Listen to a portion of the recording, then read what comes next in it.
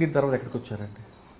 అక్కడి నుంచి నేను మళ్ళీ ఇక ఇది బాగా ఎక్స్పోజ్ అయిపోయింది. అక్కడ ఆ రైడ్లో వాళ్ళకు మోటార్స్ దొరికిపోయినాయి కొన్ని, అంటే మా దగ్గర ఉన్న మోటార్ డిజైన్ తర్వాత షెల్స్ ఇవన్నీ దొరికిపోయినాయి. అక్కడ మేము ఎక్స్పెరిమెంట్ చేస్తున్నటువంటి ఇవి కూడా దొరికిపోయినట్టు వాళ్ళకు. అయితే ఈ క్యాంప్ ఎక్స్పోజ్ అయిపోయింది కాబట్టి ఇక ఒరిస్సాలో ఇది ఎక్స్పెరిమెంట్ చేయొద్దు మళ్ళీ అని చెప్పేసి మేము అక్కడి నుంచి డిస్పర్స్ అయ్యి వెళ్ళిపోయినాము. వెళ్ళిపోయిన తర్వాత నేను డైరెక్ట్గా మళ్ళీ చెన్నైకి వచ్చేసాను. చెన్నైకి, ఓకే. చెన్నైలో మరి ఇక చెన్నైకి వచ్చిన తర్వాత చెన్నైలో ఏంటంటే ఇక అంటే అంతవరకు మీరు పోలీస్కి మీరు ఎవరో తెలియదు, ఏదో జరుగుతుంది అనే విషయం తెలుసు తప్ప కుమారస్వామి తెలియదు, టెక్ మదర్ తెలియదు, ఏమీ తెలియదు, డిపార్ట్మెంట్కి ఎవరికి తెలియదు. ఇంకా ఆశ్చర్యం ఏంటంటే నేను జనరల్ పీపుల్ లాగా ఆ సీలియర్ నుంచి వెళ్ళేటప్పుడు జనరల్గా ఒక్కనే సింపుల్గా అట్లా వచ్చేట్లు వెళ్ళిపోయేవాడిని అన్నట్టు.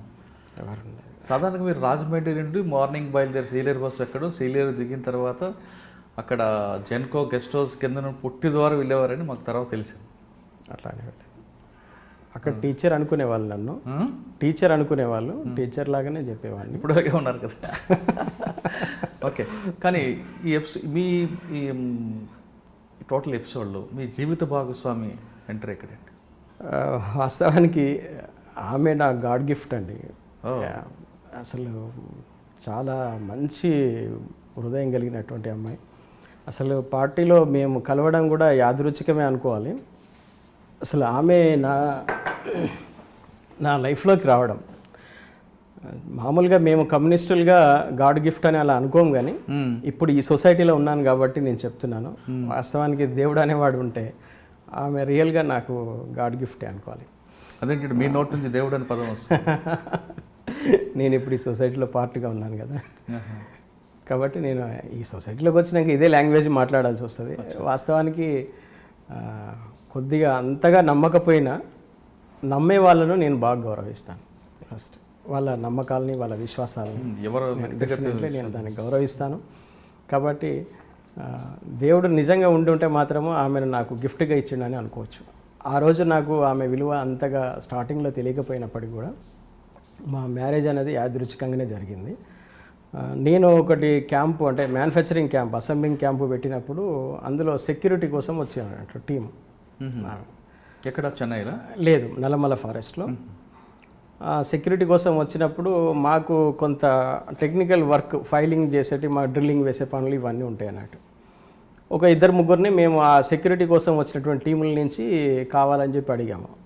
అట్లా ఈ అమ్మాయి అందులోకి మా టీంలో పనిచేయడం కోసం పంపించారు అన్నట్టు. పంపించారుకు నాకు, అంటే ఆమె మీద నాకు ఎట్లాంటి ఒపీనియన్ కానీ ఇది కానీ ఏం లేదు. ఎందుకంటే ఒక తోటి కామ్రేడ్ అనే పిలుస్తాము, సహచరురాలు.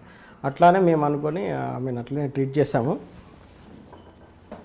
ఈ క్రమంలో ఏంటంటే ఆమె వర్క్ బాగా చేసేది అన్నట్టు, చాలా కష్టపడేటువంటి. ఆవిడ ఉద్యమం వైపు రావడానికి గల కారణం ఏంటంటే, ఆమె ఉద్యమంలోకి రావడానికి వాళ్ళ చిన్నప్పుడే వాళ్ళ ఇంట్లో పెళ్లి చేయాలని ప్రపోజల్స్ వచ్చినాయి అన్నట్టు.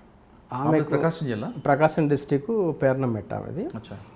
అక్కడ పార్టీ ఆడ ఉన్నప్పుడు ఏంటంటే కొన్ని ఇండ్లు వేపియడం అనేది జరిగింది వాళ్ళ ఊర్లో. అట్లా ఆమె కొంచెం ఆ పాటలకు దానికి అట్రాక్ట్ అయిపోయి కేఎన్పిఎస్ అనే దాంట్లో ఆమె సభ్యురాలుగా ఉందన్నట్టు. ఓకే, కేఎన్పిఎస్లో సభ్యురాలుగా ఉండి ఆమె ఆ పాటలతో అట్లా ఇన్స్పైర్ అయి ఉంది. అయితే వాళ్ళ ఇంట్లో ఏంటంటే ఈమె కేఎన్పిఎస్తో తిరుగుతూ ఉంది, తొందరగా పెళ్లి చేస్తే బాగుండు అని చెప్పేసి వాళ్ళ ఇంట్లో పెళ్లి సంబంధాలు చూస్తున్నారు. ఆ పెళ్లి నుంచి ఎస్కేప్ కావడం కోసము అక్కడ కేఎన్పిఎస్లతో మాట్లాడితే, అమ్మ ఇక్కడ ఉంటే నీకు పెళ్లి చేస్తారు, ఒక నెల 2 నెలలు నువ్వు దళంలోకి వెళ్ళేసి తిరిగేసి మళ్ళీ వచ్చేసాయి అని చెప్పేసి అట్లా దళంలోకి పంపించారు, దోర్నాల దళంలోకి పంపించారు ఆమె.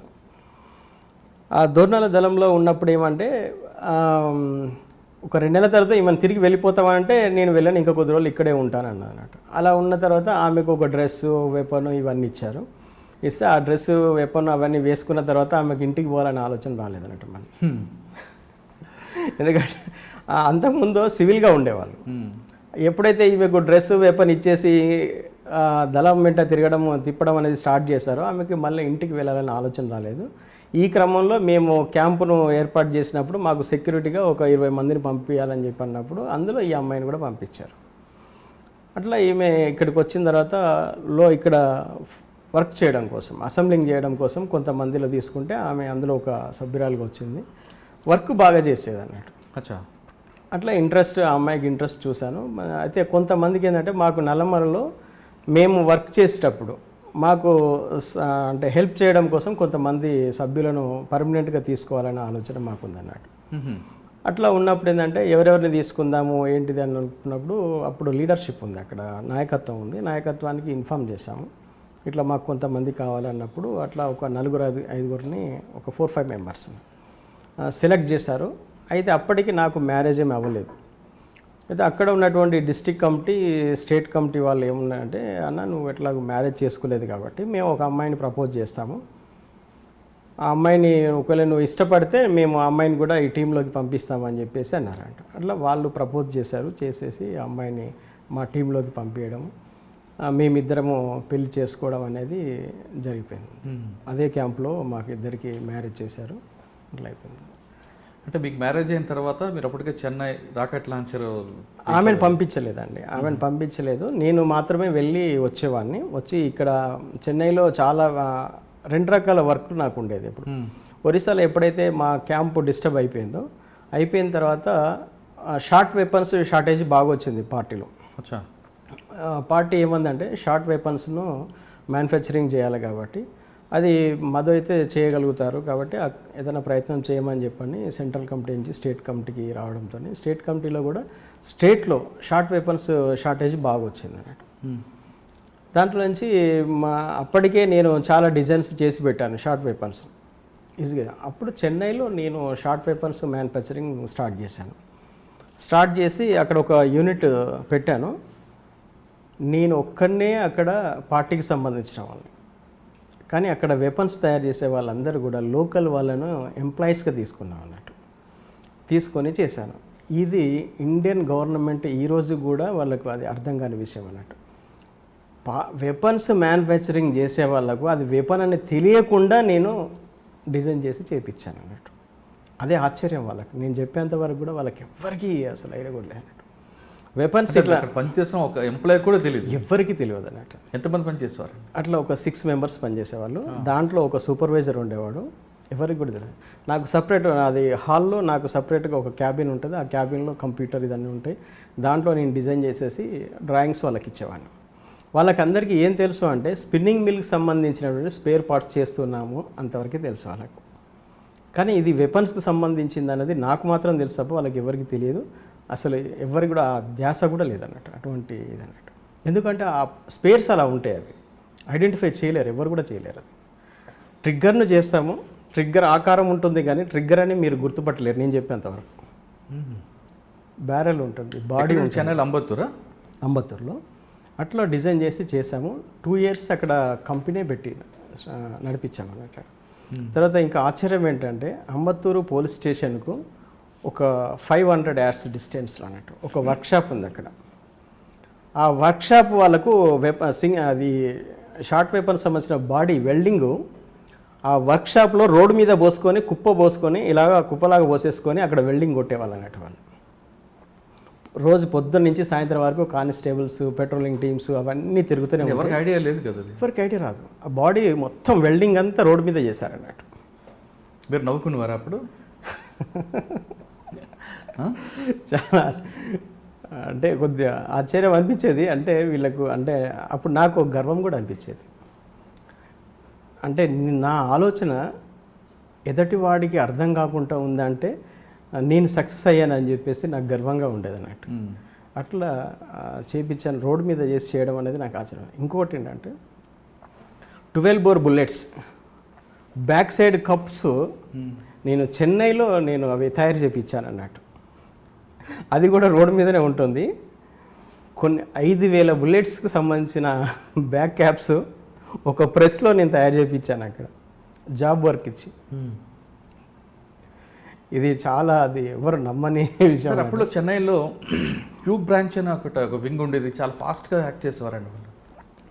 క్యూబ్ బ్రాంచ్ అనేది రాకెట్ లాంచర్ వదిలిపోయి తెలిసిన తర్వాత వాళ్ళు స్టార్ట్ అయ్యారు. కానీ అంతకుముందు చెన్నైలో వచ్చేసి ఇలా మ్యానుఫ్యాక్చరింగ్ యూనిట్ పెట్టి చేస్తారు అనే ఆలోచన ఎవరికీ లేదు అసలు.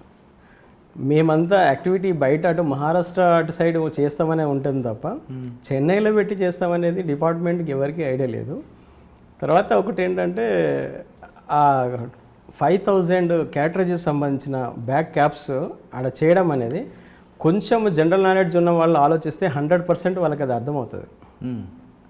కానీ వాళ్ళకి అది కూడా అర్థం కాకుండా మొత్తం దాన్ని తయారు చేయించామన్నట్టు. అది తర్వాత నేను సరెండర్ అయిన తర్వాత డిపార్ట్మెంట్కి ఇలా అని చెప్పేస్తే వాళ్ళు చాలా ఆశ్చర్యపోయారు అన్నట్టు. క్యూ బ్రాంచ్ వాళ్ళైతే ఇంకా మరీ ఎక్కువ ఆశ్చర్యపోయారు. ఎందుకంటే వాళ్ళ అంబత్తూరు పోలీస్ స్టేషన్ దగ్గరనే వెల్డింగ్లు చేశాం కదా వెపన్స్ సంబంధించి. కానీ వాళ్ళు క్యూ బ్రాంచ్ వాళ్ళు కూడా అంటే వాళ్ళకి ఎందుకు ఉంటుంది, ఏదైనా ఇన్ఫర్మేషన్ ఉంటే ఉంటుంది వాళ్ళకు. ఇది చాలా హైలీ కాన్ఫిడెన్షియల్ వర్క్ కదా. ఈ పార్టీలో కూడా అందరికీ తెలియదు ఇది. కానీ కింది క్యాడర్కి అసలు తెలిసే అవకాశం ఉండదు. మేము ఎక్కడికి పోతున్నాం, ఏం చేస్తున్నాం అని తెలుసు. సార్ రాకెట్ లాంచ్ తయారు చేశారు అంటే స్పేర్ పార్ట్లు పంపించడం, ట్రాన్స్పోర్ట్ చేయడం, అక్కడ అసెంబ్లింగ్ నల్లమలలో మీరు అది ఆ వర్క్ తీసుకున్నారు. ఇక్కడ మీరు 6 ఎంప్లాయీస్తో ఎక్విప్మెంట్ చేసుకున్నారు. మీరు ఇంకొక నెట్వర్క్ వాడారండి విజయవాడ, గూడూరు, గుడివాడ ప్రాంతంలో. అక్కడ మీకున్న నెట్వర్క్తో ట్రాన్స్పోర్టింగ్ ఏ విధంగా తీసుకొచ్చేవారు? ఆ నెట్వర్క్ అసలు ఇంకా ఎక్సలెంట్ వర్క్ కదండి అది. నాకున్న మీరు SRMT, క్రాంతి అన్ని ట్రాన్స్పోర్ట్లో వాడేశారు. ఒకటి ఏంటంటే స్టేట్ కమిటీలో నాకు మంచి ఎంకరేజ్మెంట్ ఉండేది. అంటే వాళ్ళు ఏంటంటే నా మీదనే పూర్తిగా డిపెండ్ అయి ఉంది. నేను చెప్పే ప్రతి ఆలోచన కూడా వాళ్ళు ఎప్పుడు కూడా దాన్ని చేసేవాళ్ళు కాదు. అయితే ఇక్కడ నా ఉద్దేశం ఏముండేదంటే ఉద్యమానికి మనం ఎంత చేసినా సింగిల్ హ్యాండ్తోనే మనం చేస్తాం. ప్రజలు బయట చేసేవాళ్ళు చాలామంది ఉన్నారు. కొంత టెక్నికల్ జ్ఞానం కనుక మనము ఉపయోగించి ఎదుటివాడికి అర్థం కాకుండా చేయగలిగితే 90% వర్క్ మనం బయట చేయించగలుగుతామనే ఆలోచన నాకు బలంగా ఉండేది అన్నట్టు. ఇది నా ఓన్గా నాకున్నటువంటి ఆలోచన ఇది. అప్పుడు లీడర్షిప్ కూడా దాన్ని యాక్సెప్ట్ చేశారు. సరే జాగ్రత్తగా చేయండి, ఎందుకంటే వాళ్ళకి వేరే ఆల్టర్నేటివ్ లేదు, మనకు వేరే ఆల్టర్నేటివ్ కూడా లేదు. కాబట్టి కొంత రిస్క్ తీసుకొని చేద్దామనే దాంట్లో వాళ్ళు కూడా ఫీల్ అయ్యారు, తీసుకున్నాం అది. సార్ చెన్నైలో మెటీరియల్ ఒక నెట్వర్క్ ద్వారా ట్రాన్స్పోర్ట్ ద్వారా పంపడం, ఆ ఎపిసోడ్ గురించి చెప్పండి సార్. సరే ఇది మాకేంటంటే ఇప్పటివరకు పార్టీకి మా సొంత కొరియర్ నెట్వర్క్ ఉండేది. పోలీస్కి ఏముండేదంటే వీళ్ళ నెట్వర్క్ నుంచే వీళ్ళు చేస్తారనేది చాలా వాళ్ళకు దృష్టి అంతా అక్కడే ఉంది. నాకేంటంటే ఎవరు ఆలోచించింది మనం ఆలోచించాలి, అంటే ఆలోచన విధానంలో కూడా ఒక సృజనాత్మకత ఉండాలనేది నా ఒక ఇది అన్నమాట. సరే ఇప్పటివరకు అంటే ట్రాన్స్పోర్టేషన్ ఎలా జరిగింది ఏంటిది, డిపార్ట్మెంట్కు ఉన్న ఇన్ఫర్మేషన్, అంటే నాకంటే ముందు చాలామంది సరెండర్ అయిపోయి వాళ్ళకు ఇన్ఫర్మేషన్ చెప్పి ఉంటారు. ఆ నెట్వర్క్లో మనం చేయకూడదు, మనకంటూ అంతకంటే భిన్నమైనటువంటి నెట్వర్క్లో మనం చేయాలి. పార్టీలో ఉన్నటువంటి క్యాడర్ కూడా ఇలా చేస్తామనే ఆలోచన కూడా వాళ్ళకు ఉండొద్దు. వాళ్ళకు అటువంటి నెట్వర్క్ను క్రియేట్ చేయాలి అని చెప్పేసి ఒక ఆలోచన ఉండేది అన్నట్టు. అట్లా అనుకున్నప్పుడు ఏం చేద్దాం, ఎలా చేద్దాం, నేను ఒక్కడనే వెళ్తున్నా కాబట్టి వేరే ఎవ్వరికి కూడా పార్టీలో ఉన్నటువంటి ఏ క్యాడర్ కూడా ఎక్కడికి పోతున్నాం ఏంటిది చేసే ఆలోచన ఉండేది కాదు. అట్లా నేను అప్పుడు అనుకున్నది ఏంటంటే మనం బయట వర్క్ చేసేటప్పుడే ఎవరికి అర్థం కాకుండా చేస్తున్నాం, జనరల్ పీపుల్తోనే తయారు చేపిస్తున్నాం. ట్రాన్స్పోర్ట్ కూడా అటువంటి పీపుల్తోనే మనం చేయాలి. అటువంటప్పుడు ఎటువంటి మెథడ్స్ను మనం ఆలోచించాలని చెప్పి అట్లా అనుకున్నప్పుడు ఒక్కొక్క పార్ట్ ఒక్కొక్క ట్రాన్స్పోర్ట్లో విడివిడిగా వేయాలి. కొన్ని మేమే డైరెక్ట్గా మా ఓన్ అప్పుడు నాకు ఒక వెహికల్ ఉండేది, ఆ వెహికల్లో నేనే డైరెక్ట్గా తీసుకొని వచ్చేవాడిని అన్నట్టు. దానికి ఒక తెలిసిన ఒక అతన్ని డబ్బులు ఇచ్చి వెహికల్ నేనే కొనిపించి అతని చేత అతన్ని డ్రైవర్గా పెట్టుకొని నార్మల్ టైంలో నువ్వు ఏదైనా చేసేసుకున్నావు, నాకు అవసరం ఉన్నప్పుడు నువ్వు రావాలంటే ఆయన వచ్చేవాడు. ఆయనకేంటి, నేను పెద్ద ఇండస్ట్రియలిస్ట్ను, సార్కి ఏదైనా అవసరం ఉన్నప్పుడు వెళ్ళాల్సి వస్తుందని చెప్పేది. ఇలా ఆంధ్రాలో మేము హైటెన్షన్ లైన్ కాంట్రాక్ట్ వర్క్ చేస్తున్నాము. ఇక్కడి నుంచి కొన్ని మెటీరియల్ తీసుకెళ్ళేసి హైటెన్షన్ లైన్లో అక్కడ మనం ఇచ్చేసి రావాల్సి ఉంటుంది అని చెప్పండి. అతను అదే అనుకున్నాడు అన్నట్టు. అట్లనే అనుకొని అట్లా నేను కొన్ని గ్రెనేడ్స్ కానీ లేకుంటే షార్ట్ వెపన్స్ కానీ ఆ మిషన్ ఎక్విప్మెంట్స్ కానీ ఇవన్నీ కూడా నా వెహికల్లో వేసుకొని డైరెక్ట్గా వచ్చేవాడిని అన్నట్టు. అట్లా చాలాసార్లు నాది ఒక 3-4 టైమ్స్ నా వెహికల్ చెక్ అయింది. అయినా కూడా అది ఎవరికి ఏం ఇది కాలేదు. డ్రైవర్ మామూలు డ్రైవర్ కాబట్టి వాడికి ఏం భయం ఉంటుంది, మావోయిస్ట్ అయితే భయం ఉంటుంది డ్రైవర్ అంటే, పోలీసులను చూడగానే వానికి ఒక భయం వచ్చేస్తుంది. జనరల్ పీపుల్ వాడికి ఎందుకు ఉంటుంది, నేను కూడా ఒక ఇండస్ట్రియలిస్ట్ అని తెలుసు కదా వానికి, నేనేదో మావోయిస్ట్ అని చెప్పి వాళ్ళకి తెలియదు. అట్లా నేను ఒకసారి ఫస్ట్ తడ దగ్గర మమ్మల్ని ఆపారన్నట్టు, ఇది ఆంధ్ర తమిళనాడు బార్డర్ తడ దగ్గర ఆపారు. ఆపేసి అన్నీ చెక్ చేశారు. ఏంటి అంటే స్క్రాప్ మెటీరియల్ అని చెప్పాను. ఎక్కడికి పోదంటే పలానా దగ్గరికి వెళ్తున్నామని చెప్పాను. బిల్స్ ఇవే అన్నారు. సార్ స్క్రాప్ మెటీరియల్ కదా, దీనికి బిల్స్ ఏముంటాయి అంటే లేదు బిల్స్ ఉండాలి, ఎక్కడ తీసుకుపోతున్నావు ఏంటి అది ఇది అన్నారు. మొత్తం అన్నీ ఇప్పి కింద వేసేసారు. వేసేస్తే అన్నీ వాళ్ళకి ఏం అర్థం కాలేదు. పోలీసు వాళ్ళే వాళ్ళు, కాకపోతే వాళ్ళు తమిళనాడు పోలీసు వాళ్ళు అక్కడ చూపి మొత్తం అంతా దించేశారు, అన్నీ ఓపెన్ చేశారు, చూశారు. చూసిన తర్వాత వాళ్ళకి ఏం అర్థం, మామూలు మెటీరియల్ అనుకున్నారు. దాంట్లో వాళ్ళ హెడ్ కానిస్టేబుల్ ఎవరో మొత్తానికి అతని పక్కకు పిలిచాను. మీకు ఏం కావాలో తీసుకోండి సార్, ఏదో నేను చిన్న వ్యాపారం చేసుకునేవాడిని, ఎందుకు నన్ను ఇబ్బంది పెడతారు, అది అంతే, నాకు ఒక 50,000 వస్తుంది, నాకు ఒక 5,000 10,000 మీకు ఇస్తాను తీసుకోండి అంటే ఇక ఆయన ఉండేసి సరే ఎంతో కొంత ఇచ్చేసి వెళ్ళిపోమన్నాడు. డబ్బులు ఇచ్చేసి మళ్ళీ అవన్నీ లోడ్ చేసేసుకొని అప్పుడే వచ్చేసాను. అట్లా ఒకసారి అలాగైపోయింది అన్నట్టు. ఆ విధంగా ఎన్నిసార్లు చేశారండి? అది ఒకసారి తమిళనాడు బార్డర్లో ఒకసారి అయింది. తర్వాత ఏపీ బార్డర్కి వచ్చిన తర్వాత ఒకసారి వీళ్ళు ఓపెన్ కానీ అన్నీ ఇక్కడ మార్కాపురం దగ్గర అన్నట్టు. మార్కాపురం దగ్గర ఆపారు వెహికల్. ఆపేసి ఏమున్నాయి ఏంటిదంటే ఇట్లా హైటెన్షన్ లైన్ మేము కాంట్రాక్ట్ వర్క్ తీసుకున్నాము, అక్కడ ఉంది ఏంటి మెటీరియల్ అంటే మొత్తం అన్నీ ఓపెన్ చేసి చూశారన్నట్టు. చూపించటం అంటే మొత్తం చూపించాను ఓపెన్ చేసి. అవన్నీ పార్ట్లు అన్నట్టు, విడివిడి పార్ట్లు, వాళ్ళకి ఏం అర్థం కాలేదు. అవి అన్నీ చూసేసుకున్నారు. చూసేసుకున్న తర్వాత ఈ టైంలో పోతున్నారు ఎందుకు అని చెప్పి అన్నారు అన్నట్టు. ఏ టైం ఎప్పుడండి? అప్పుడు తెల్లవారుజాములో 4 అవుతుంది అన్నట్టు. ఆ టైంలో వెళ్తున్నానంటే సార్ మేము మామూలుగా నిన్ననే బయలుదేరాము, ఒంగోలు దగ్గర వెహికల్ రిపేర్ అయిపోయింది, మళ్ళీ మేము పంచర్లు అవి చేసుకుని వచ్చేసరికి మాకు లేట్ అయిపోయింది, మళ్ళీ మేము తెల్లారి మళ్ళీ వెళ్ళిపోవాలి, అందుకనే వస్తున్నాం అంటే ఇది నక్సలైట్ల ఏరియా, మీరు ఎట్లా వెళ్తున్నారు, ఇక్కడ చాలా ప్రాబ్లం అవుతుంది మీరు అని చెప్పి అన్నారు అన్నట్టు. ఏం సార్ మేము రెగ్యులర్గా డే టైంలో అంతా యూజ్ చేస్తుంటాం కదా అందుకే వచ్చేసామా అంటే లేదు చాలా క్రిటికల్ పొజిషన్ ఉంటుంది, మీరు రాత్రిపూట జర్నీలు చేయొద్దు మీరు అని చెప్పాను. మీరున్నారు బండిలో? బండిలో నేనున్నాను, మా డ్రైవర్ ఉన్నారు. సరే సార్ మేము నెక్స్ట్ టైం వెళ్ళాం సార్, ఈసారి అయితే మరి ఇక్కడ ఆగి మీరు తెల్లవారుజామున వెళ్ళండి అన్నారు. ఆగి తెల్లవారుజామున వెళ్తే మేము దొరికిపోతాం. నవ్వుకున్నారా రే నేనేంట్రా అని? కాబట్టి ఇక తెల్లవారకు ముందే మేము వెళ్ళిపోవాలి. ఎగ్జాక్ట్లీ 4 o'clock మాకు ఎర్రగొండపాలెం తర్వాత మాకు అపార్ట్మెంట్ ఉంది అన్నట్టు. ఆ టైంకి మేము అక్కడికి రీచ్ కావాలి. టైం వరకు 4:15 వరకు మేము వెళ్ళిపోయినాము. అంటే మీరు బేదర్ ఇసుక తీసుకొస్తున్నట్టు తీసుకొచ్చారా సినిమాలో? అది మాకు ఐడియా లేదు కానీ జస్ట్ అట్లా అనిపించారండి. చాలా అంటే ట్రాన్స్పోర్టేషన్ కూడా అంటే ఇక్కడ పోలీసుల పనితీరును మీరు తప్పుపడుతున్నట్టున్నారు.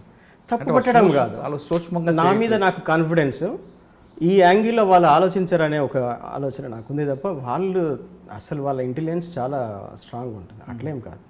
వాళ్ళకేంటంటే అప్పటికి మార్కాపురంలో వెపన్స్ను ఇట్లా సప్లై చేస్తారన్న ఆలోచన మార్కాపురం పోలీసులకు కానీ జనరల్ పోలీసులకు లేదు. అది ఎందుకంటే నేను మార్కాపురం టౌన్కి ఎన్నోసార్లు వెళ్ళిపోయాను.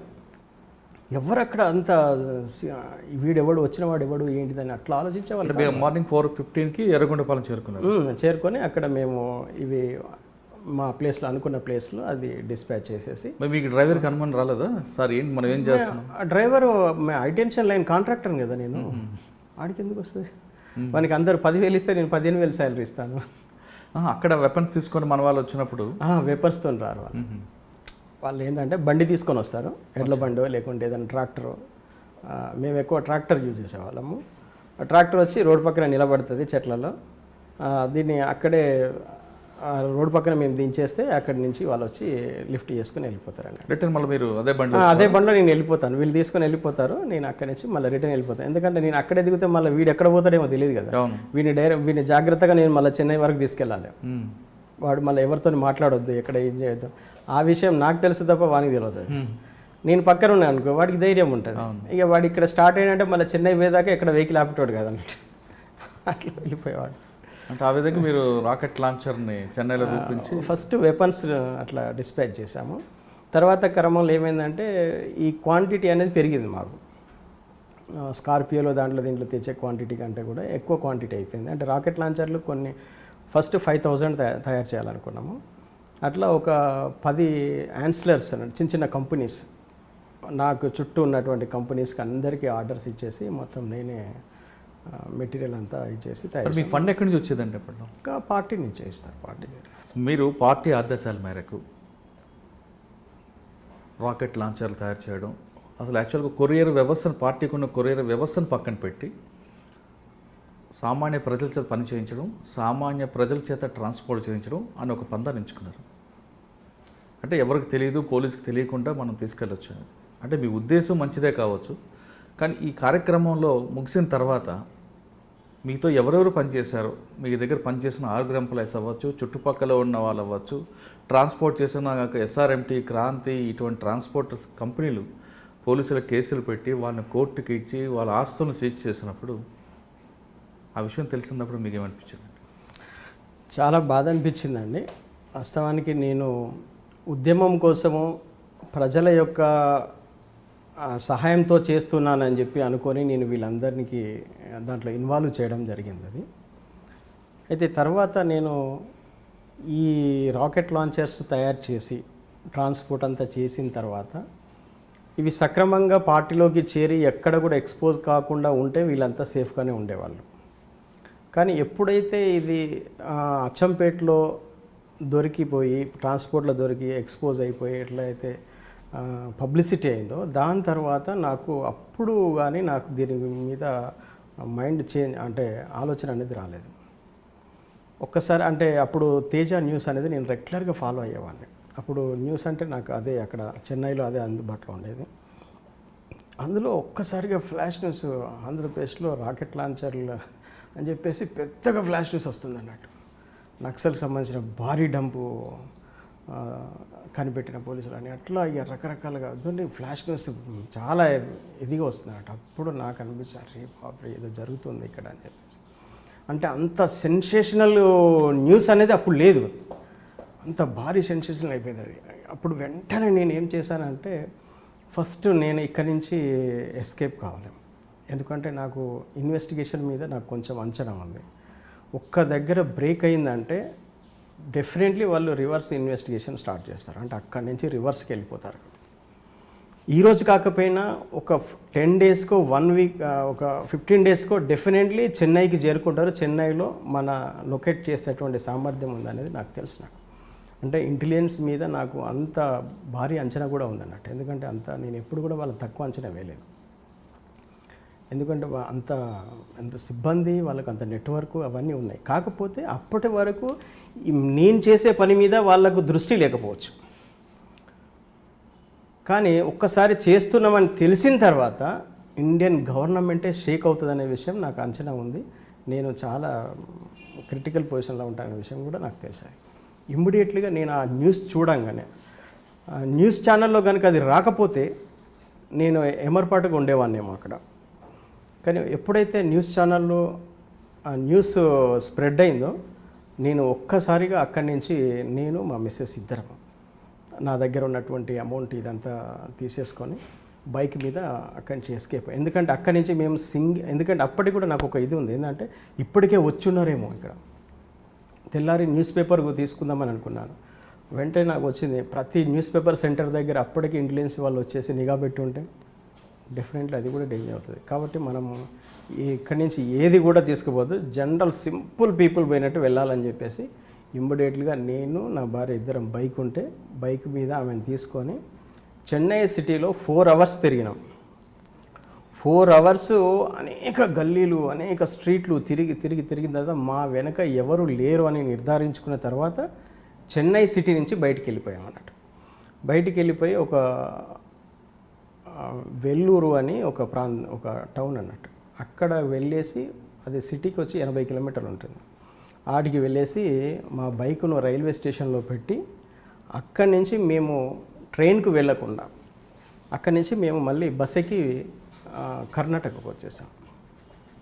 అట్లా కర్ణాటక వచ్చి ఒక రూమ్ తీసుకొని ఒక రూమ్లో ఉన్నాం, లాడ్జ్లో.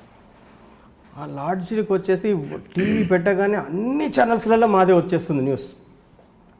సెన్సేషన్ అయిపోయింది అన్నట్టు. కానీ మీ ఫొటోస్ లేవు కదా? ఫొటోస్ లేవు, కానీ మొత్తం న్యూస్ అంతా బాగా స్ప్రెడ్ అయ్యి వచ్చేస్తుంది. అరే ఇది ఇట్లా చాలా ఇండియాలోనే చాలా పెద్ద సెన్సేషనల్ అయిపోయింది, ఏంటి ఏం చేద్దాము, ఉన్నది మేమిద్దరమే. అప్పుడు మా మిస్సెస్కి ఏంటంటే ఇంత అవగాహన ఆమెకు లేదు, ఆమె కొంత షేక్ అయిపోతుంది. నువ్వు ధైర్యంగా ఉండు, ఏం కాదు చూద్దాం, మనమైతే సిద్ధపడి వచ్చినాం కదా, ఎందుకు మనం టెన్షన్ పడడం ఎందుకు, నార్మల్ పీపుల్గానే ఉందాము, ఏదైనా అయితే చూద్దాం. అప్పుడు మనమైతే ఇప్పుడు చెన్నై నుంచి అయితే బయటకు వచ్చాం కదా, ఇన్వెస్టిగేషన్ అయితే చెన్నై వరకు జరుగుతుంది. ఒకవేళ మన ఫొటోస్ ఏమైనా మన ఇంటి వరకు వస్తే మన ఫొటోస్ దొరుకుతాయి గ్యారంటీ.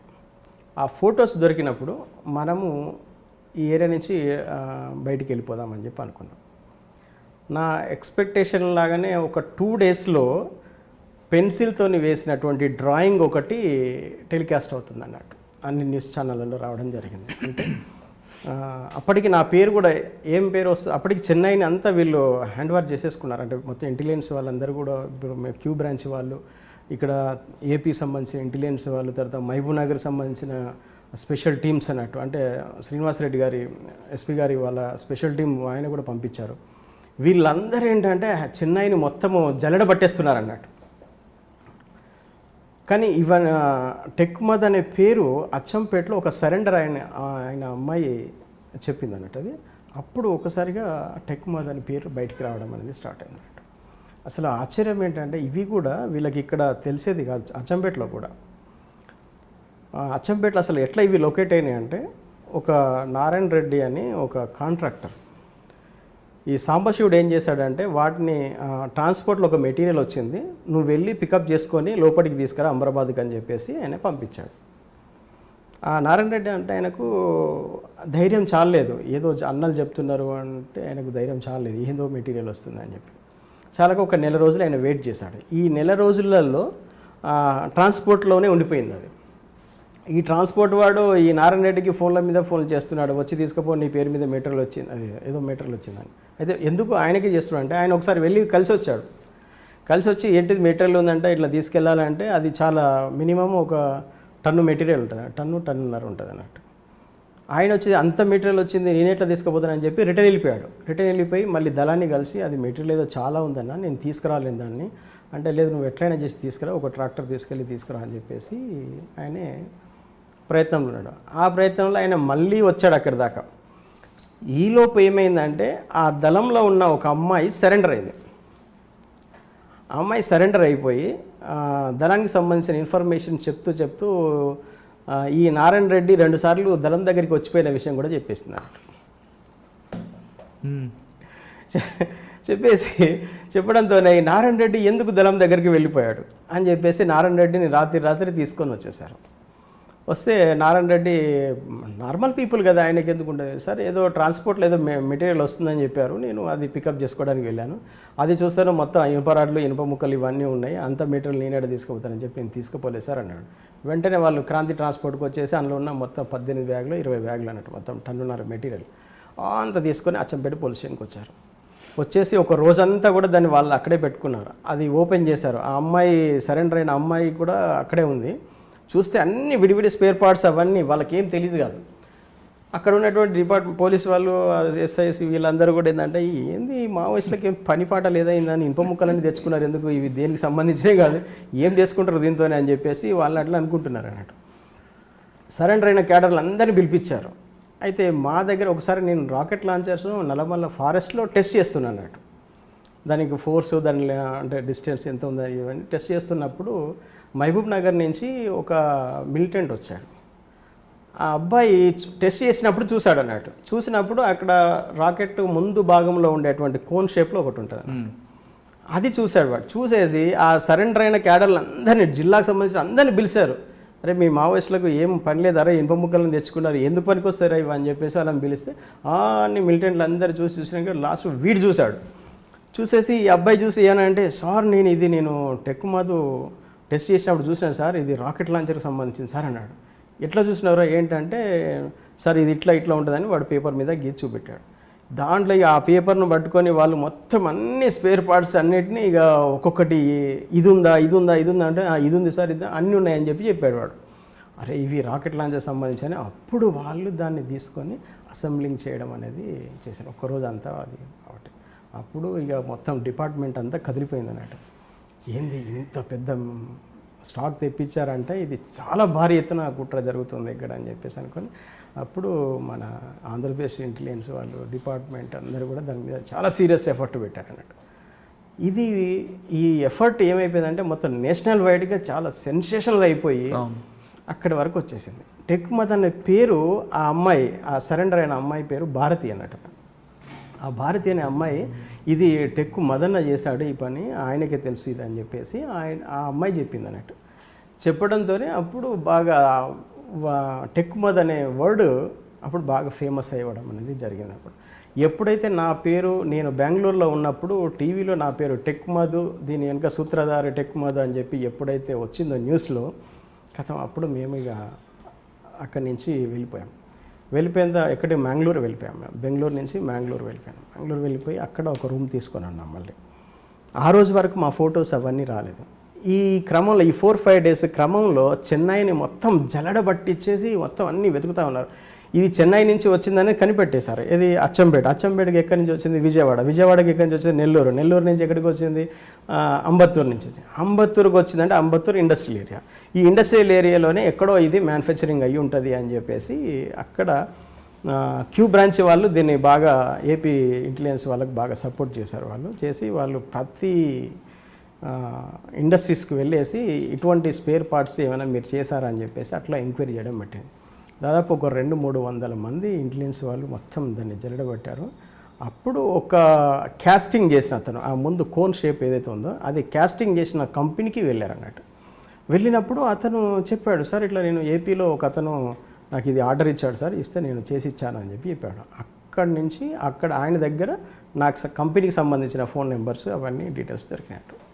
అట్లా వాళ్ళు ఆయన తీసుకొని వెంటనే నా కంపెనీకి వచ్చారు. నా కంపెనీలో సిస్టమ్ మొత్తం ఇదంతా ఇది దొరికింది. నా కంపెనీలో సూపర్వైజరు వీళ్ళంతా వర్కర్స్ వీళ్ళందరినీ గ్రిప్లోకి తీసుకొని నాకు ఎంతమంది అయితే నాకు ఇచ్చేసారో నా దగ్గర, అంటే నేను లీగలైజ్గా చేస్తాను. ఏది కూడా ఇన్లీగల్ కాదు, అంత లీగల్గా వాళ్ళకు పేమెంట్ చేసింది, తర్వాత వాళ్ళకు ఆర్డర్ ఇచ్చింది. ఒక బ్రాండెడ్ కంపెనీ ఎట్లయితే చేస్తుందో, అంటే ఒక పెద్ద ఇండస్ట్రీ ఎట్లయితే చేస్తుందో ఆ మెథడ్లో చేశాం కాబట్టి అక్కడ ఉన్న పీపుల్కు ఇది అనైతికంగా చేస్తున్నాము, ఏదో తీవ్రవాద సంస్థకు మేము ఏదో చేస్తున్నామన్న ఆలోచన ఎట్టి క్వశ్చన్ వాళ్ళకి లేదన్నట్టు. అట్లా వాళ్ళందరూ కూడా నాకు వాళ్ళ పేమెంట్స్ కూడా త్రూ బ్యాంక్ ద్వారా ఇచ్చేవాడిని నేను. వాళ్ళకి పేమెంట్స్ నా కంపెనీ ఎంప్లాయీస్ కూడా నేను వాళ్ళకు త్రూ బ్యాంక్ ద్వారా వాళ్ళకి ఇచ్చేవాడిని.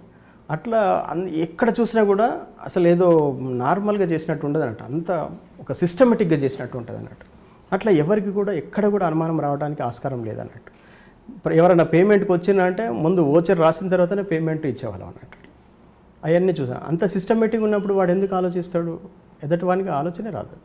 అట్లా చేసాము. అది చేసిన తర్వాత వీళ్ళందరినీ సీజ్ చేశారు. ఎక్కడ నేను మ్యాంగ్లూరులో ఉన్నప్పుడు చెన్నైలో 20 మందిని అరెస్ట్ చేసిన పోలీసులు అని చెప్పేసి వచ్చింది అన్నట్టు. అప్పుడు నాకు అనిపించింది, అరే నా వల్ల చాలామంది అరెస్ట్ అవుతున్నారు, ఇది నేను ఏదో తప్పు చేసినట్టున్నాను, ఇంతమంది నేను ఇన్వాల్వ్ చేయాల్సింది కాదు, అసలు నేను ఒక్కనే తయారు చేసి ఉంటే బాగుండేదేమో అని చెప్పి అప్పుడు నాకు వీళ్ళ గురించి ఆలోచించడం మొదలుపెట్టింది. ఇక పార్టీ ఆశయము, పార్టీ అది కాదు, అసలు ఇంతమందిని నేను ఇన్వాల్వ్ చేసేసి వీళ్ళ కుటుంబాలకు నా వల్ల నష్టం జరుగుతుంది కదా అని చెప్పేసి అప్పుడు ఆలోచించడం మొదలుపెట్టాను. ఆలోచించి ఎట్లా అనే నిరంతరము దాని గురించి ఇక ఆలోచన వచ్చింది అన్నట్టు. అయితే ఆ 20-30 మందితోని కూడా నాకు చాలా అనుబంధం అన్నట్టు వాళ్ళతోనే. ఎందుకంటే వాళ్ళతో నేను పని చేయించాలి కాబట్టి అంత క్లోజ్ రిలేషన్ పెట్టుకున్నాను, సిస్టమేటిక్గా పెట్టుకున్నాను. అది కూడా నేనంటే చాలా నమ్మకం వాళ్ళకు, అట్లా చేసామన్నట్టు. అది తర్వాత నాకు చాలా బాధ అనిపించింది, ఏందబ్బా ఎన్ని కుటుంబాలు అరెస్ట్ అయ్యాయి. ఒకసారి ఏంటంటే ఒక ఫోటో వేశారు, ఇది ఇండియన్ ఎక్స్ప్రెస్లో అన్నట్టు. నేను మ్యాంగ్లూరులో ఇండియన్ ఎక్స్ప్రెస్ పేపర్ తీసుకుంటే చెన్నై కోర్టు దగ్గర మొత్తం అరెస్ట్ అయిన ఫ్యామిలీస్ వీళ్ళందరి ఒక వ్యాన్లో తీసుకొచ్చిన ఆ ఫోటో వేశాడు అన్నట్టు. మొత్తం వాళ్ళ ఇళ్ళకు కూడా వెళ్ళేసి వాళ్ళ ఇంట్లో నేను భోజనం చేసినటువంటి వాడిని అన్నట్టు.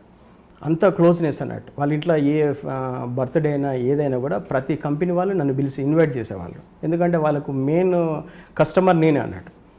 కాబట్టి నన్ను కంపల్సరీ ఇన్వైట్ చేసేవాళ్ళు. తర్వాత ఏదైనా ఫెస్టివల్స్ వస్తే కూడా అక్కడ సంక్రాంతి చాలా బాగా చేస్తారు, పొంగల్. అటువంటి పొంగల్స్ వచ్చినప్పుడు నేను ప్రతి కంపెనీ విజిట్ చేసేవాడిని అన్నట్టు. అట్లా నాకు వాళ్ళతోని ఒక మంచి రిలేషన్ అనేది ఉంది. ఇక వాళ్ళందరూ అక్కడ ఏడుస్తున్న ఫొటోస్ అవన్నీ కూడా పేపర్లో వేశారన్నట్టు. వేస్తే చూసిన తర్వాత నాకు అనిపించింది నేను చాలా తప్పు చేశాను. పార్టీలో అంటే మనం సిద్ధాంతాన్ని ముందుగా చెప్పి వాళ్ళని కన్విన్స్ చేసి అన్ని రకాలుగా వాళ్ళు సిద్ధపడ్డప్పుడే వాళ్ళతోని మనం వర్క్ చేపిస్తే అది వాళ్ళు ఈరోజు సిద్ధపడి ఉండేవాళ్ళు. కానీ ఆ ఫ్యామిలీస్కి అసలు ఏమీ తెలియదు. ఈరోజు ఒక పార్టీ కోసం మనం వాళ్ళందరినీ దీంట్లోకి తీసుకొచ్చి వాళ్ళు ఇబ్బంది పెడుతున్నాము, ఇది నేను చాలా పెద్ద మిస్టేక్ చేశానని చెప్పేసి అప్పుడు అనిపించింది అన్నట్టు. అప్పుడు అనిపించేసి ఎట్లా ఏం చేయాలి అసలు ఏంటిది, వాళ్ళందరినీ ఇంకా వేరే దారి. ఇప్పుడు నేను దొరికితే ఎన్కౌంటర్ చేస్తారు. మెయిన్గా ఏంటంటే ఎన్కౌంటర్ చేయడానికి ఎక్కువ 100% స్కోప్ ఉంది. రెండోది, నన్ను అరెస్ట్ అయితే చేస్తారని నమ్మకం నాకు లేదు. ఎందుకంటే ఇంత పెద్ద సెన్సేషనల్ న్యూస్కు నేనే కారణం కాబట్టి. అప్పటికి నా ఫొటోస్ ఇవన్నీ కూడా మొత్తం అన్ని మీడియాలలో వస్తున్నాయి. నేను ఎక్కడైనా ఉంటే, హోటల్లో ఉంటే కూడా ఒక నైట్ మాత్రమే ఉండి తెల్లవారులే వెళ్ళిపోయేవాళ్ళం. అయితే నాకున్న ఒక అంచనా ఏంటంటే, ప్రజలు ఎవరైనా కూడా ఒక ఫేస్ను 24 అవర్స్లోనే వాళ్ళు మర్చిపోతారు అనేది. జనరల్ పీపుల్ వాళ్ళకి కనెక్ట్ లేని విషయం అయితే 24 అవర్స్లో వాళ్ళు దాన్ని మర్చిపోయి వేరే ఫేస్ను ఇచ్చేసుకుంటారు. సరే, సెన్సేషనల్ టెక్ మధు అనే వర్డ్తో పాటు నా ఫొటోస్ని కూడా చూపిస్తున్నారు. మా మిస్సెస్ ఫోటో, నా ఫోటో చూపిస్తున్నారు. అప్పుడు వెంటనే నా ఫేస్ కట్ అంతా చేంజ్ చేసేసాను. మొత్తం ఈ స్పేడ్స్ తీసేయడము, తర్వాత వెంట్రుకల్ క్రాఫ్ట్ చేంజ్ చేయడము, ఇవన్నీ బట్టలు కూడా చేంజ్ చేసేసి వేరే కాషాయం బట్టలు కొద్ది రోజులు, తర్వాత అయ్యప్ప బట్టలు కొద్ది రోజులు. ఎందుకంటే మనం ఆ మామూలు డ్రెస్ వేసుకుంటే కూడా జనరల్ పీపుల్ ఎవరైనా ఐడెంటిఫై చేస్తారేమో. కాబట్టి కొన్ని రోజులు అయ్యప్ప స్వామిలాగా అయ్యప్ప బట్టలు వేసుకొని కొద్ది రోజులు ఇట్లా ఉండడం, ఫేస్ కట్ మొత్తం చేంజ్ చేయడం, ఇవన్నీ చేసి కొద్ది రోజులు ఒక 15-20 రోజులు అక్కడక్కడ ఉన్నామన్నట్టు. మీరు కొంతకాలం గోవాలో కూడా ఉన్నట్టున్నారు. ఎస్, గోవా. ఈ క్రమంలోనే మేము గోవాకి వెళ్ళాము. గోవాకి ఎందుకు వెళ్ళిపోయినామంటే, గోవాలో టూరిస్టులు ఎక్కువ ఉంటారు కాబట్టి, అంటే ఎక్కువగా విజిట్ చేస్తారు కాబట్టి మన గురించి అంత ఆలోచన ఉండదు. ఇంకొకటి ఏంటంటే, అక్కడ గోవాలో హిందీ ఛానల్స్, ఇంగ్లీష్ ఛానల్స్ ఎక్కువ చూస్తారు. పేపర్స్ కూడా అవే ఎక్కువగా వాళ్ళు చేస్తారు. కాబట్టి సౌత్ ఇండియాకి సంబంధించిన న్యూస్ను వాళ్ళు అంత ఇంట్రెస్ట్గా చూడరు అక్కడ. కాబట్టి ఇది కొంచెం సేఫ్ ప్లేస్ ఉంటుంది మనకని చెప్పేసి మేము గోవాకి వెళ్ళి, గోవాలో ఒక రూమ్ తీసుకొని అంటే లాడ్జెస్లలోనే ఒక 10-15 రోజులు అట్లా మేము టైంపాస్ చేసినాము. రెగ్యులర్గా మేము న్యూస్ వాచ్ చేసేవాళ్ళం అక్కడ చేసి. అప్పుడు అనిపించింది ఇక ఆ రోజునే గోవాకి మేము షిఫ్ట్ అయిన తర్వాత బెంగళూరు నుంచి ఎట్లా వీళ్ళని ఎస్కేప్ చేయడం ఏంటిది, ఏం మార్గం ఉంది అంటే, నేనైతే అరెస్ట్ అవ్వడం వల్ల వాళ్ళు ఎస్కేప్ అవుతారనేది నేను అనుకోవటం లేదు. కానీ ఏమైనా ఇంకా ఆలోచన ఏమైనా ఉందా ఏంటిదని అట్లా ఆలోచించడం అనేది చాలా రోజులు చేశాము. అయితే పార్టీ నుంచి ఏమొస్తుంది రెస్పాన్స్, అసలు పార్టీ ఏమనుకుంటుంది, ఇంత సెన్సేషనల్ న్యూస్ అయింది కదా ఇది, అసలు పార్టీ ఏమైనా వీళ్లకు మద్దతుగా ఏమన్నా ప్రయత్నం చేస్తుందా అని చెప్పేసి ఒకటి నేను ఆలోచించడం జరిగింది అన్నట్టు. అట్లా 15 days అయింది, 20 days అయింది, 1 month అయింది. పార్టీ నుంచి సింగిల్ స్టేట్మెంట్ కూడా రాలేదు. ఏంటి పార్టీ అసలు ఇంత అంటే వాళ్ళ గురించి అసలు పట్టించుకోకుండా వదిలేసింది ఏంటి, అసలు చెన్నైలో జరిగిన దానికి పార్టీకి సంబంధం ఉందనుకుంటుందా లేదనుకుంటుందా అని చెప్పేసి అప్పుడు నాకు చాలా బాధ అనిపించింది. ఎట్లా అసలు వాళ్ళని పార్టీ కూడా కనీసం మాకు సంబంధం లేదని ఒక స్టేట్మెంట్ ఇస్తుందా అనుకుంటే అది కూడా పార్టీ ఇవ్వలేదు. స్టేట్ కమిటీ ఇవ్వలేదు, సెంట్రల్ కమిటీ ఇవ్వలేదు. అసలు ఆయుధాలు దొరికినాయి, టెక్ మధు దొరికాడు, అక్కడ పేరు వస్తుంది, అచ్చంపేట నుంచి వచ్చిందనే విషయం అందరికీ వస్తుంది. కానీ అటువంటప్పుడు ఎందుకు దీన్ని ఓన్ చేసుకోవటం లేదు అనేది ఒకటి ఆలోచించాం. ఎందుకంటే పార్టీ ఓన్ చేసుకోవాలి, ఓన్ చేసుకొని ప్రజలకు అక్కడ నష్టం జరుగుతుంది, అరెస్టులు జరుగుతున్నాయి, ఆ ప్రజలకు సంబంధం లేదనైనా ఒక స్టేట్మెంట్ ఇవ్వాలి. కానీ అటువంటి స్టేట్మెంట్ పార్టీ నుంచి ఏమీ రాలేదు. ఎలాగబ్బా అని ఇది ఏం చేయాలి, ఇది నా చేతులు అయితే ఏం లేదు. నా గురించి కూడా విపరీతమైన సెర్చింగ్ జరుగుతుంది. అప్పటికి పోలీస్ డిపార్ట్మెంట్ అంచనా ఏంటంటే నేను చెన్నైలోనే ఎక్కడో ఒక ప్రాంతంలో ఉంటానని చెప్పి వాళ్ళకు అంచనా ఉంది. అయితే వాళ్ళను చెన్నై నుంచి నేను దండకరణ్యమో లేకుంటే ఏఓబీకో వెళ్ళిపోయిన అనేది ఒక మెసేజ్ పోవాలి వాళ్ళకు. పోవాలంటే ఏం చేయాలని చెప్పేసి నేను ఒక చాలా రిస్క్ తీసుకొని అన్నట్టు కర్ణాటకకు వచ్చేసి, కర్ణాటకలో ఏపీ బార్డర్లో అన్నట్టు, అక్కడి నుంచి డైరెక్ట్ ట్రైన్స్ మహారాష్ట్ర అటు వెళ్ళిపోవచ్చు అన్నట్టు, దండకరణ్యం వెళ్ళిపోవచ్చు. అక్కడికి వచ్చేసి నేను ఉన్నటువంటి ఇంటికి డైరెక్ట్ కాల్ చేశాను అన్నట్టు. డెఫినెట్లీ వాళ్ళ ఇంటి ఫోను ట్యాప్ అవుతుందని నాకు తెలుసు. అది నా రూట్ను ఎస్కేప్ చేయడం కోసము నేను ఏ రూట్లో వెళ్తానో తెలియదు, అంటే ఇంటెలిజెన్స్ వాళ్ళ మైండ్ను డిస్టర్బ్ చేయడం కోసం అన్నట్టు, జస్ట్ అదొక ఇది అన్నట్టు. అట్లా నేను అక్కడికి వచ్చి ఫోన్ చేసి వెంటనే ఆమె వాళ్ళ కోడలు ఫోన్ లిఫ్ట్ చేసి మీరు చాలా పెద్ద సమస్యను తీసుకొచ్చి పెట్టారు మాకు అని చెప్పండి. అన్నప్పుడు నేను అమ్మ మీరు బాధపడకండి, మీకు ఏ సంబంధం లేదు, మీకు తెలిసిందేదో అదే చెప్పండి మీరు అని చెప్పేసి నేను మాట్లాడి ఫోన్ పెట్టేశాను. ఈ విషయం 100% డిపార్ట్మెంట్ క్యాచ్ చేస్తుంది. నేను ఎక్కడున్నా అనుకుంటుంది, బీదర్లో ఉన్నాను. బీదర్కి ఉన్నా అంటే బీదర్ నుంచి నెక్స్ట్ ఎటు వెళ్తాను, నేను మహారాష్ట్ర నుంచి దండకారణ్యం అటు ఇటు వెళ్తాను. ఎందుకంటే చెన్నై నుంచి నేను ఇటు వెళ్తున్నాను అనేది నా ప్రయాణం ఎస్కేవా రూట్ ఎస్కేవా. ఎగ్జాక్ట్లీ నెక్స్ట్ డేనే పోలీస్ డిపార్ట్మెంట్ నుంచి ఒక స్టేట్మెంట్ స్వరంజిత్ సేన్ గారు ఒక ప్రెస్ మీట్ పెట్టినప్పుడు చెప్పారు, టెక్ మధు దండకారణ్యం వెళ్ళిపోయాడు ఇట్లా అని చెప్పేసి. బహుశా వాళ్ళు కూడా అనుకుని ఉంటారు, నేను దండకారణ్యం వెళ్ళిపోయానంటే ఇక్కడెక్కడ తిరుగుతానని అనుకుంటారు. అయితే నేను అనుకున్నా, మొత్తానికి అయితే నేను అనుకున్నది వాళ్ళు ఎక్స్పెక్ట్ చేశారు, తెలిసిపోయింది. కాబట్టి ఇప్పుడు నేను అటువైపు కాకుండా మళ్ళీ ఇంకొక సైడ్, అంటే వాళ్ళు ఊహించని సైడ్ వెళ్ళాలనుకొని నేను అప్పుడు మళ్ళీ బెంగళూరు క్రాస్ చేసి బెంగళూరు అవుట్స్కట్స్కి వెళ్ళిపోయాను అన్నట్టు. మళ్ళీ రిటర్న్ వెళ్ళిపోయాను. మళ్ళీ వెళ్ళిపోయి అక్కడ బెంగళూరులో కూడా ఎట్లాంటి ప్లేస్ అంటే చాలా చిన్న గ్రామం అన్నట్టు అది. అక్కడ కొన్ని ఇండస్ట్రీస్ ఉన్నాయి, అక్కడ కొద్దిగా చాలా కొత్తగా ఏర్పాటు చేస్తున్న ఇండస్ట్రీస్. అక్కడ పోయి ఒక ఇల్లు రెంట్కు తీసుకొని అక్కడ ఉన్నాం అన్నట్టు. అక్కడ ఉండేసి అక్కడ ఎట్లాగో మామూలుని అంటే అక్కడ ఇంత పెద్ద అంటే బయట నుంచి వచ్చిన లేబర్ తప్ప లోకల్ లేబర్ తక్కువ ఉంటారు అక్కడ, ఎందుకంటే కొత్తగా ఇండస్ట్రీస్ పడుతున్నాయి కాబట్టి నాన్ లోకల్స్ ఉంటారు. అటువంటి ప్లేస్ను ఎన్నుకొని అక్కడ పోయి రూమ్ తీసుకొని ఉన్నాం అన్నట్టు. ఇంకా అక్కడ మా గురించి చూసేవాడు, వాడు పని చేసేవాడు, పొద్దుస్తమానం వాడు టీవీ అయితే చూడాడు. కాబట్టి మనం కూడా నార్మల్ పీపుల్ లాగా కంపెనీలో పనిచేస్తున్నట్టు ఉండొచ్చు అని చెప్పేసి అక్కడ వెళ్ళి రూమ్ తీసుకొని ఇంకొక 1 మంత్ అక్కడ మేము వెయిట్ చేసాం. ఈ 1 మంత్లో పార్టీ నుంచి ఎట్లాంటి స్టేట్మెంట్ కూడా రాలేదు. అప్పుడు మేము స్ట్రాంగ్గా ఏం డిసైడ్ అయినామంటే, మనము పార్టీ కోసము సిద్ధపడి పార్టీ సిద్ధాంతాలకు ఆకర్షించబడి అన్నిటినీ త్యాజించి మనం ఇక్కడికి వచ్చినాం. మనం ఇవాళ పోలీసు కానీ ఏదన్నా చేయాల్సి వస్తే మనల్ని చేయడం వల్ల అది న్యాయబద్ధంగా ఉంటుంది. కాబట్టి సామాన్య ప్రజలు మన వల్ల ఇబ్బంది పడుతున్నారు, వాళ్ళకు తెలియకుండానే వాళ్ళను పార్టీ కోసం మనం పని చేయించాం కాబట్టి ఆ నేరం మనది అసలు. యాక్చువల్గా ఆ శిక్షలు ఏమైనా పడేది ఉంటే మనకు పడాలి. మనం సరెండర్ అయిపోయి వీళ్లకు ఏ సంబంధము లేదు అని కనుక మనం చెప్తే కొంత వాళ్ళు అందులో నుంచి ఎస్కేప్ అవ్వడానికి అవకాశం ఉంటుంది. అంటే ఆ తీవ్రతను అయితే మనం పూర్తిగా తగ్గించలేకపోవచ్చు, కానీ కొంచెము మనం వాళ్ళకు బెయిల్స్ దొరకడం. అప్పటికి 60 days అయినా కూడా ఎవరికి బెయిల్ రాలేదు. అప్పటికి 60 days అయింది, ఎవరికి బెయిల్ రాలేదు. 2 సార్లు కోర్టులో వాళ్ళను ప్రొడ్యూస్ చేయడం జరిగింది, 15 days అట్లా. అది కూడా పేపర్లో వస్తుంది, మేము చూసాం. కాబట్టి ఇది మనం అరెస్ట్ అయ్యేంత వరకు వాళ్ళకు బెయిల్స్ రావు. ఒకవేళ మనం ఇలాగే ఉండి ఇప్పుడు మనం ఎస్కేప్ అయ్యి ఇటు దండకారణ్యమో ఏఓబీకో ఎక్కడికో వెళ్ళేసి మనము సేఫ్గా వెళ్ళిపోవచ్చు. కానీ ఆ కుటుంబాలు జీవితకాలం వాళ్ళు శిక్షల్ని అనుభవించాల్సి వస్తుంది. వాళ్ళకు ఎట్లాంటి నేరంతో వాళ్ళకి సంబంధం లేదు ఇది. కాబట్టి మనం ఏదైనా ఉంటే మనమే సరెండర్ అయిపోయి ఆ 20 కుటుంబాలను ఎస్కేప్ చేయడం కోసం మనం సరెండర్ కావాలని చెప్పేసి నేను నా భార్య ఇద్దరము డిసైడ్ అయిపోయి ఎలా సరెండర్ కావాలనేది అప్పుడు నిర్ణయం తీసుకోవడం జరిగిందన్నట్టు. అంటే నేను సరెండర్ కావడానికి ప్రధానమైన కారణాలలో ఆ 20 కుటుంబాలు అన్నట్టు. ఉద్యమము ఇవన్నిటికంటే కూడా, ఎందుకంటే ఆ కుటుంబాలతో ఉన్నటువంటి అవినాభావ సంబంధం ఏదైతే ఉందో ఆ తర్వాత ఆ టీవీలలో పేపర్లలో వాళ్ళ దృశ్యాలు చూసి నేను ఒక 50% ఇదైపోయాను.